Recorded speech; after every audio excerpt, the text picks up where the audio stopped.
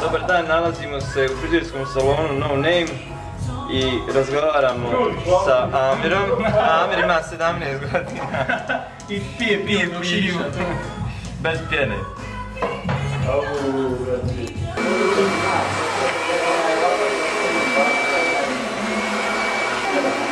Nema.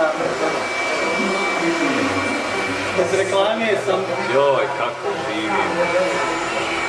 Kako živiš?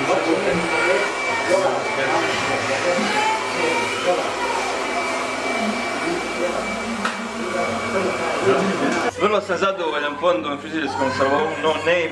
Dolazit ću ovdje češće i Vanju ćemo također ovdje dovesti da se ošiša, što nam je vrlo bitno. Šiške, ovo šiške. Ima jedan dio ispod kape koji obično nosi, koji se vidi ovdje, to mora biti savršeno.